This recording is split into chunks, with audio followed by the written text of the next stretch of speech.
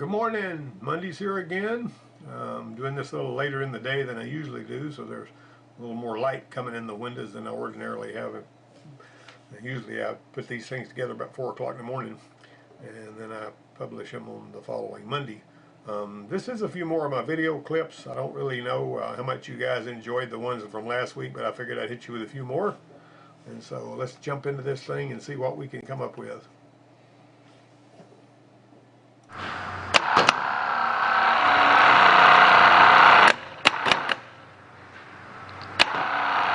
That thing is really pulling a lot of amps. This starter was off a 76, well, it's a 71 Eldorado that had a 76 engine in it. And the interesting thing about this starter, well, this particular starter was pretty much burned up and pulling too many amps. But one of the things that this thing came in there for was when that thing would shoot that starter drive out, it would hit one of those teeth on the flywheel, which was, those teeth were really hard and brittle, and it would just knock a tooth slam off of it when it came out. Not when it was spinning, but when it shot out there. And it had just like 7 teeth knocked off of it the first time we got it in here.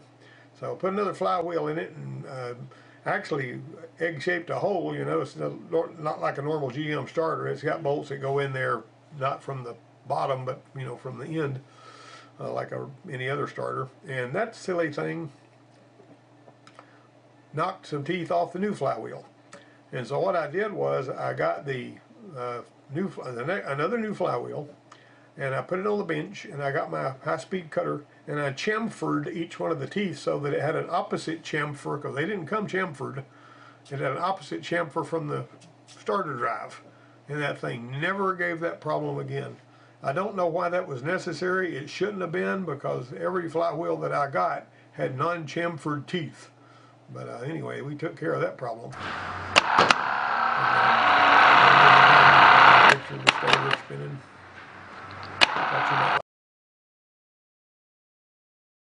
Like that. All right.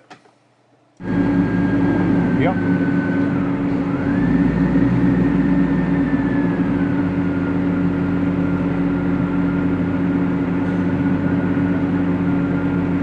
Yeah, that's pretty nasty.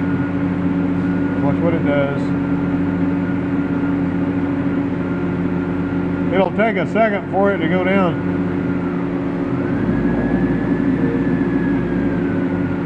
What's wrong with that picture? That is a weak AC compressor, which is it is evidenced by the fact that when you turn on an AC compressor, you know, whenever you got static pressure, it ought to be up around 100 pounds roughly. Not any real good numbers on that, but usually if it's got 100 pounds, it's, you know, you've got, it ought to turn the compressor on, and it'll pull this low side down to, you know, down in this area, and this one here will go up somewhere in this area, depending on the ambient temperature. And this one here, the compressor was too weak to do anything except just pull this down a little bit and pull that, you know, push that up just a little bit. So we wound up having to replace the compressor on that one. Of course, the accumulator, the orifice tube, and all that.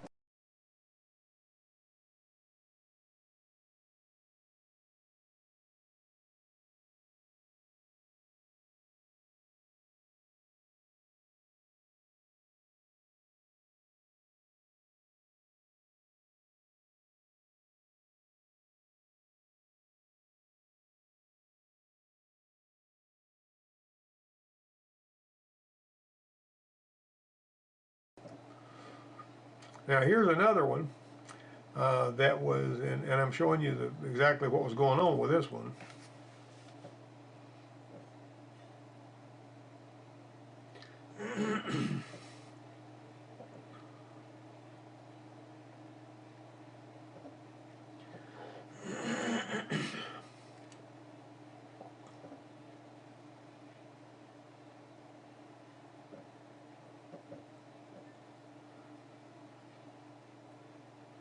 That was a bad scroll type compressor, is what it was, and we had to put a scroll compressor. I actually have pictures of where we took that compressor apart. It was just all chewed up on the inside and everything. Those scroll compressors like to do that, hogwash.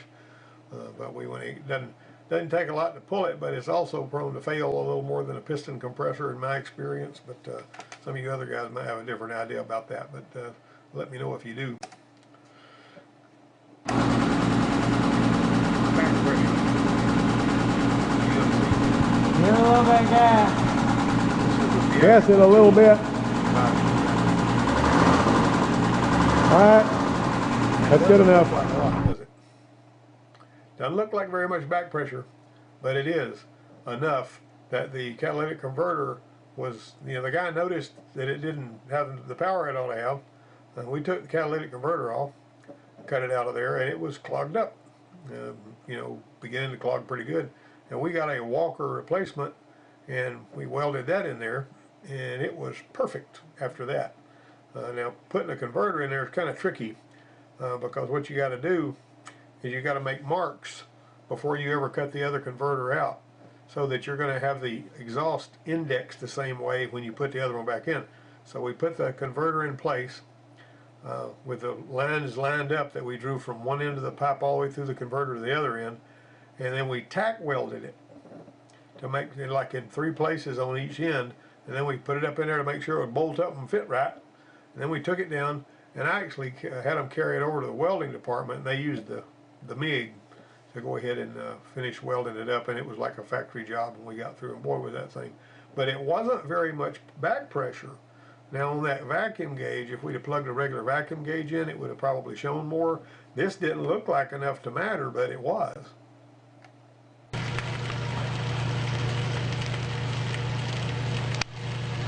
We can tell where that's coming from. How about that water leak from behind the water pump? I don't remember exactly how that happened, but we had to pull the water pump off to, and put another gasket on there to fix it. Seemed like we replaced the whole water pump gasket and all, but the gasket had slipped or moved, or somebody else had put a water pump on there and didn't do it.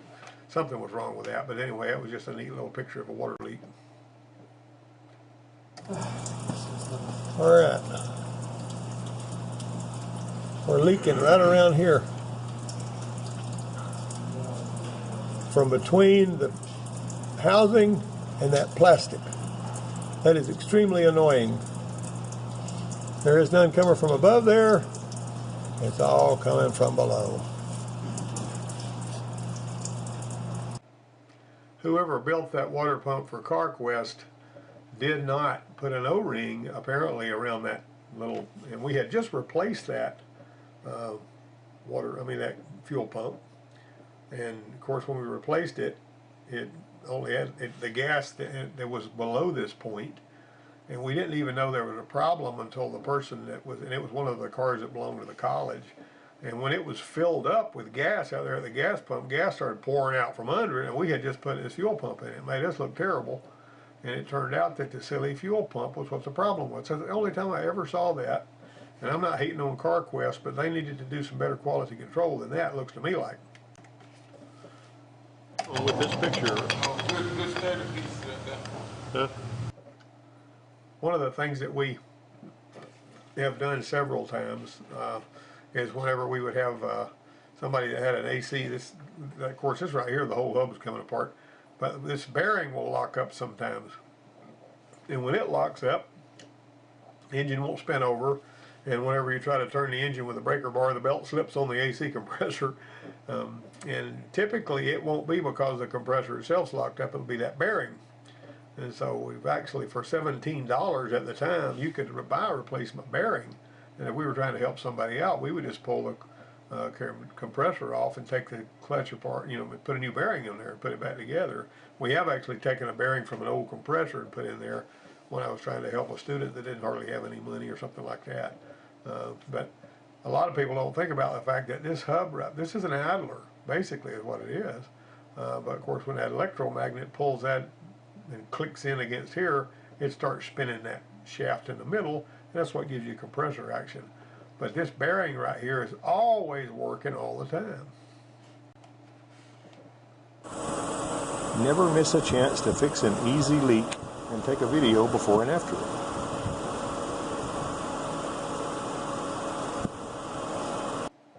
It's always a good idea to look down in there when you got that thing running, or whenever it's even just charged up, You know, when it's got that 100 pounds, if you see bubbles coming out around that thing, you're going to have a leak there.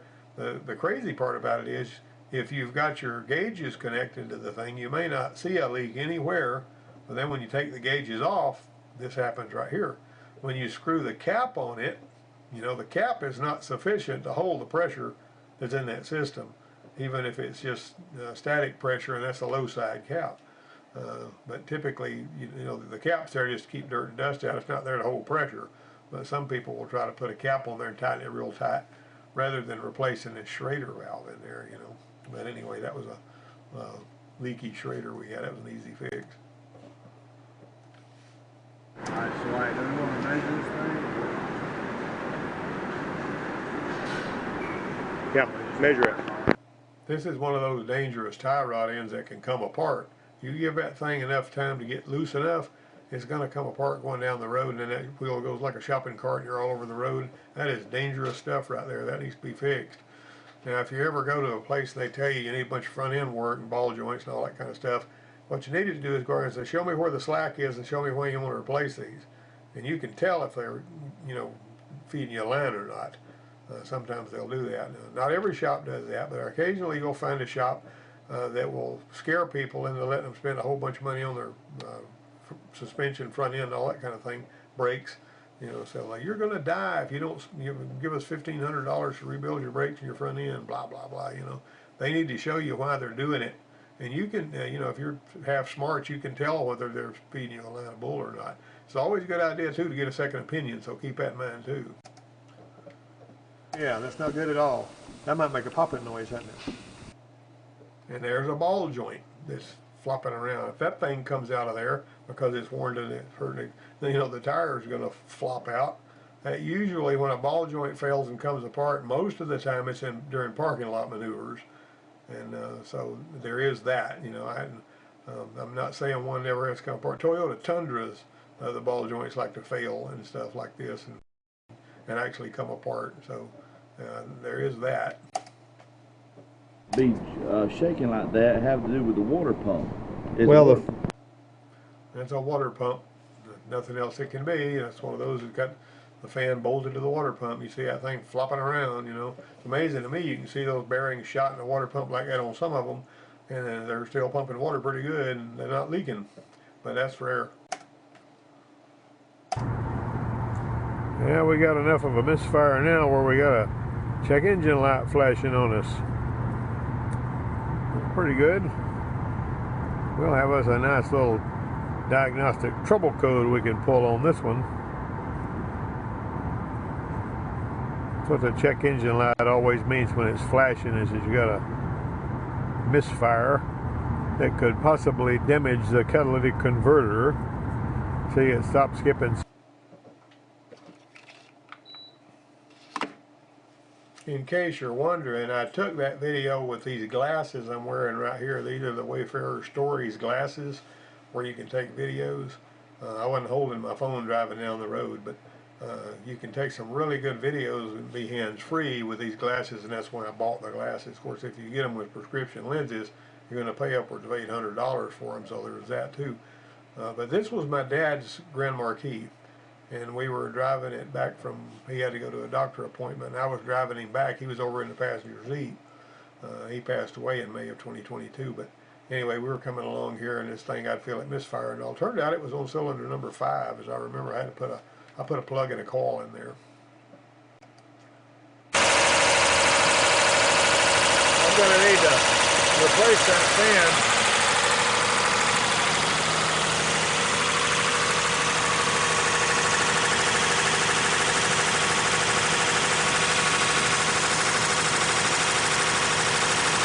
Heating up a little bit, trying to overheat.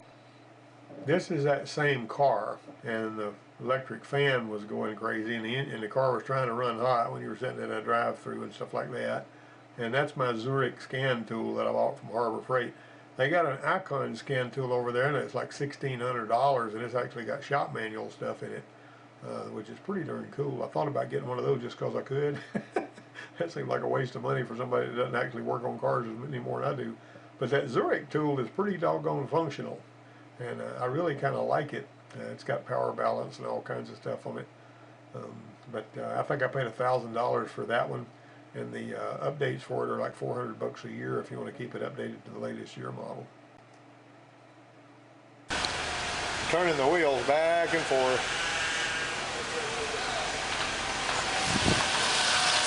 Do it now. Make the noise there.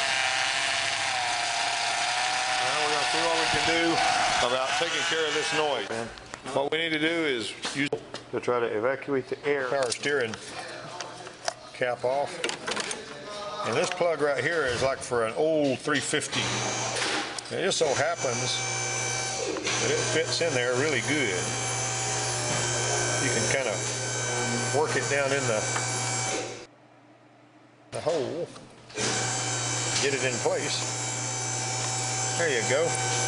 Now we got a good solid connection there that won't let any air in as long as we're putting a vacuum on this clear line right here. We're going to actually force the air to come out of it and go.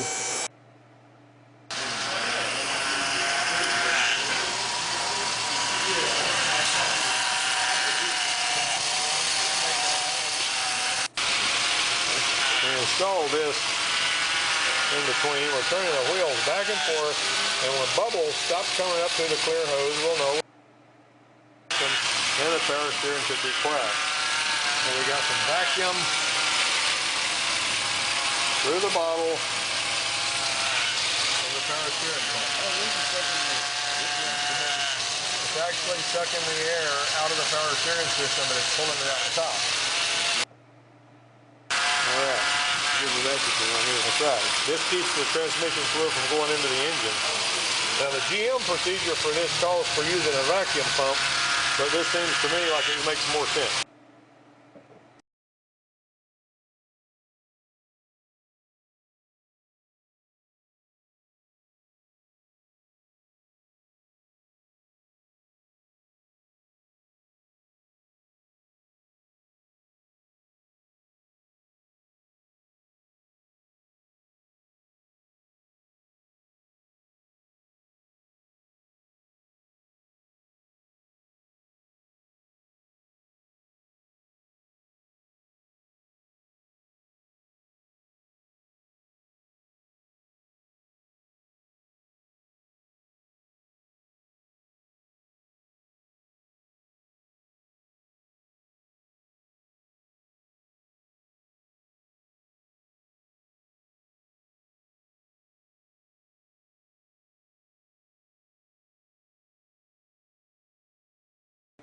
You get the point. That was a procedure that's in a General Motors technical service bulletin, but they told you to use a hand vacuum pump. But I used that little acylation bottle from a vacuum pump kit and hooked it up to using that little rubber oil filler cap off of an old 350, small block Chevy engine. You can buy those. You need a new one that's soft and pliable though, and that fits right in there really well and solid into the top of that power steering reservoir. And you put a vacuum on it while you're turning it. You got the wheels raised up so you're not straining the front end parts. Turn it back and forth to stops. You'd be surprised how good that'll get that air out of there. First time I ever ran into that, this girl that worked here at the college had a 06 Malibu that started making power steering noise for no reason. And she went to the dealer and they were going to put a power steering pump on it. She didn't want to spend the money on that. Asked me what we could do. I looked up that General Motors technical service bulletin, which looks to me like they should have looked up, and saw this procedure. I said, well, I'm going to try that because it won't cost anything much. And when we did that, took care of the whole problems. You didn't have any more noise in the power steering pump or nothing. I don't know how that air gets in there, but for some reason, even though it hadn't been low on fluid or anything else, it gets noisy because it gets air trapped down in the fluid. Well, that vacuum pulls it out.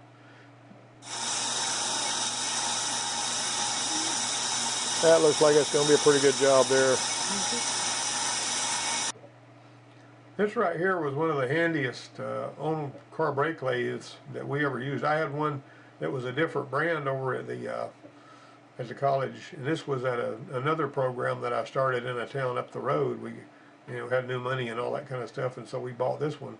And this one here was easier to set up than that other one was. It would automatically set itself up. The earlier ones that came out, you had to use dial indicators and all kind of hogwash. On this one right here, you just basically put it in the mode where it was going to center itself up, and it would do it without you having to do anything. And when it told you it was ready, you flip a switch and, you know, start your cut. It was really, really nice. And the only problem with this is if you're doing a brake rotor machining on one, and you need to, if you can, remove the ABS sensors and make sure that all of those filings or everything are out of there, so that your ABS sensor doesn't get a bunch of filing on it and cause it to, you know, throw codes and that kind of thing, because that can be a bear to get rid of that. We did one time on the rear, rotors on a Mercedes or something, and we got all the filings out of there and all that kind of stuff. But that son of a gun threw ABS brake codes, and you know, they were in a hurry, so I didn't get a chance to figure out what in the world happened. But the ABS code wasn't there before we machined the rotors, and I knew it had something to do with that rotor machine and the filing and all that. Wire here. Oh yeah. Those kind of plug wires that are down in the well, if you pull them back, you can stretch it. I mean, if that spark's popping out the side, that's going to be the reason for your misfire. You're going to need to put some plug wires in there. I like to put plugs in it too when I see one like that. If there's a bunch of oil down in that hole, you're going to need to replace the valve cover gaskets, and that can be a pain on an engine like this, because you got to pull that manifold off to get to that back one back there. Sometimes you got to pull that manifold off to get to the back plugs, you know, but not on this one, I don't think. Move but one way, see? Now, will it move the other way? Can you get it to move the other way? It won't move the other way. It's all locked up in it. It's just plumb seized up. Try to move it the other way. Are you hoss enough? Can you move it? You ain't good. That's it. Jonathan whiffed out. He couldn't move it. We had this quiver that you feel in the drive shaft and all. You're just about going to have to pull the drive shaft out of there, take it loose, and feel of those joints before you're going to know for sure if you got a bad U-joint. Most of the time, U-joint is pretty easy to change, unless it's those General Motors ones that's got the plastic melted in there around the darn things, and then you got to heat them up with a torch. That plastic will melt out of there. And this girl was heating one with a torch when I was over there at the college, and when that thing came out of there, it popped off of her on fire and hit me in the shirt and burned a hole in my shirt. And so anyway, I wound up having to change shirt that day. But anyway, that was a bad U-joint right there that we had to swap out.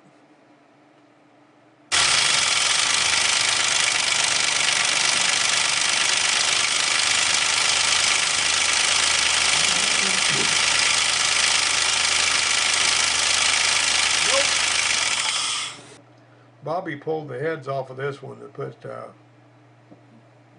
head gaskets on it, because there was oil leaking from up under one of the head gaskets.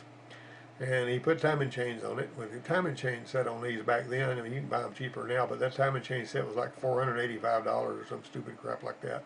And you got to make sure you get the right one, because if the cam gear's got the slots cut wrong, you'll put it on it when you start. But what we did here, he managed to put this new tensioner, that's a new timing chain tensioner, it's all pressure driven, and when he put the one on this side, when he picked it up out of there, he wasn't looking, and the foil just fell off the back of it. The foil stuck to this one, and he bolted that thing up there with that foil still on the back of it, so it didn't have any oil pressure. It was making a lot of racket, so we pulled the timing cover off and started it up with the timing cover off, and you can see that thing bouncing around there if you go back and play that video again.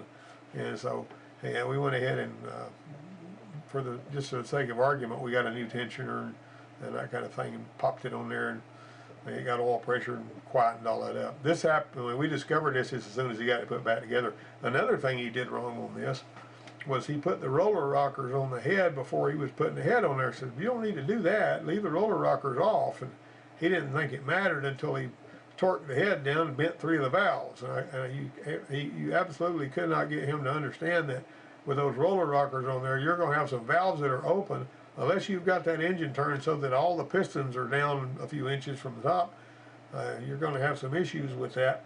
And even if you have the pistons down, when you're turning the engine back up, you don't know which pistons are going to come up and maybe touch some valves. So leave the roller rockers out until you get the heads on and buckle down, and then put those on last, you know. You get your, well, that's just one of those things. Got a little bit of a knocker here. the knocker.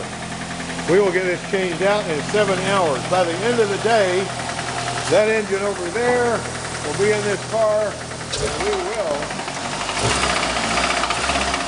It's pretty nasty.